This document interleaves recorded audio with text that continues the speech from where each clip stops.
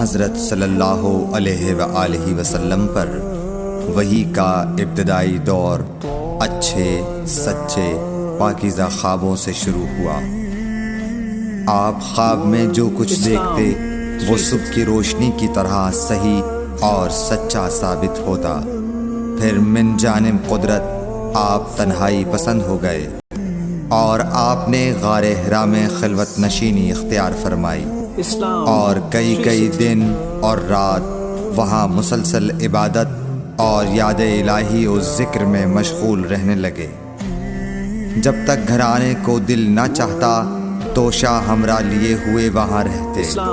توشہ ختم ہونے پر ہی اہلیہ محترمہ حضرت خدیجہ رضی اللہ تعالی عنہا کے پاس تشریف لاتے اور کچھ توشہ ہمراہ لے کر پھر وہاں جا کر خلوت گزین ہو جاتے۔ یہی طریقہ جاری رہا یہاں تک کہ آپ پر حق منکشف ہو گیا اور آپ غار حرا ہی میں قیام پذیر تھے کہ اچانک حضرت جبرائیل علیہ السلام آپ کے پاس حاضر ہوئے اور کہنے لگے کہ اے محمد پڑھو۔ آپ فرماتے ہیں کہ میں نے کہا کہ میں پڑھنا نہیں جانتا۔ آپ صلی اللہ علیہ وسلم فرماتے ہیں کہ فرشتے نے مجھے پکڑ کر اتنے زور سے بھینچا کہ میری طاقت جواب دے گئی۔ پھر مجھے چھوڑ کر کہا پڑھو۔ میں نے پھر وہی جواب دیا کہ میں پڑھا ہوا نہیں ہوں۔ اس فرشتے نے مجھ کو نہایت ہی زور سے بھینچا کہ مجھ کو سخت تکلیف محسوس ہوئی۔ پھر اس نے کہا کہ پڑھ۔ میں نے کہا میں پڑھا ہوا نہیں ہوں۔ فرشتے نے تیسری بار مجھ کو پکڑا اور تیسری مرتبہ پھر مجھ کو بھینچا۔ پھر مجھے چھوڑ دیا اور کہنے لگا کہ پڑھو اپنے رب کے نام کی مدد سے جس نے پیدا کیا اور انسان کو خون کی پھٹکی سے بنایا۔ پڑھو اور آپ کا رب بہت ہی مہربانیاں کرنے والا ہے۔ بس یہی آیتیں آپ حضرت جبرائیل علیہ السلام سے سن کر اس حال میں غار حرا سے واپس ہوئے کہ آپ کا دل اس انوکھے واقعے سے کانپ رہا تھا۔ آپ حضرت خدیجہ کے ہاں تشریف لائے اور فرمایا کہ مجھے کمبل اوڑھا دو، مجھے کمبل اوڑھا دو۔ لوگوں نے آپ کو کمبل اوڑھا دیا۔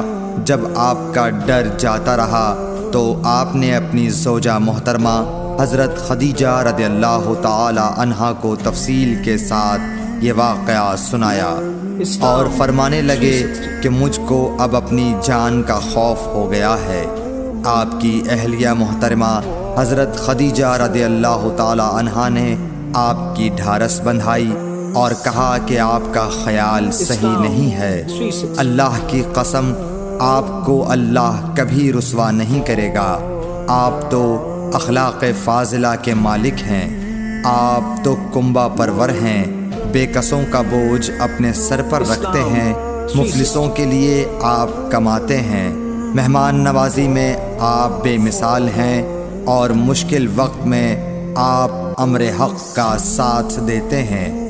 ایسے اوصاف حسنہ والا انسان یوں بے وقت ذلت و خواری کی موت نہیں پا سکتا۔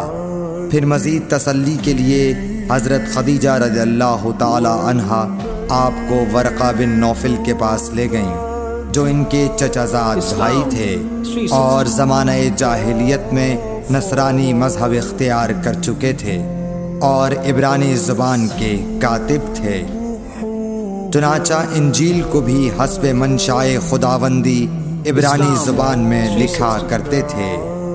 انجیل سریانی زبان میں نازل ہوئی تھی، پھر اس کا ترجمہ عبرانی زبان میں ہوا۔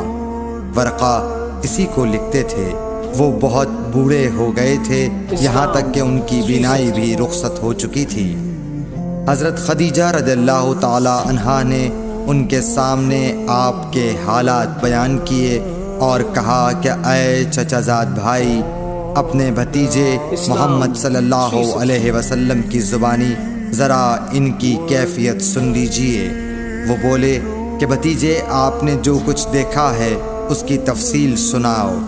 چنانچہ آپ صلی اللہ علیہ وآلہ وسلم نے از اول تا آخر پورا واقعہ سنایا، جسے سن کر ورقہ بے اختیار ہو کر بول اٹھے کہ یہ تو وہی ناموس معزز رازدان فرشتہ ہے جسے اللہ نے حضرت موسیٰ علیہ السلام پر وحی دے کر بھیجا تھا۔ کاش میں آپ کے اس عہد نبوت کے شروع ہونے پر جوان عمر ہوتا، کاش میں اس وقت تک زندہ رہتا جب کہ آپ کی قوم آپ کو اس شہر سے نکال دے گی۔ رسول کریم صلی اللہ علیہ وآلہ وسلم نے یہ سن کر تعجب سے پوچھا کہ کیا وہ لوگ مجھ کو نکال دیں گے، حالانکہ میں تو ان میں صادق و امین و مقبول ہوں۔ ورقہ بولا، ہاں یہ سب کچھ سچ ہے، مگر جو شخص بھی آپ کی طرح امر حق لے کر آیا لوگ اس کے دشمن ہی ہو گئے ہیں۔ اگر مجھے آپ کی نبوت کا وہ زمانہ مل جائے تو میں آپ کی پوری مدد کروں گا، مگر ورقہ کچھ دنوں کے بعد انتقال کر گئے، پھر کچھ عرصے تک وحی کی آمد موقوف رہی۔ صحیح بخاری حدیث نمبر 3۔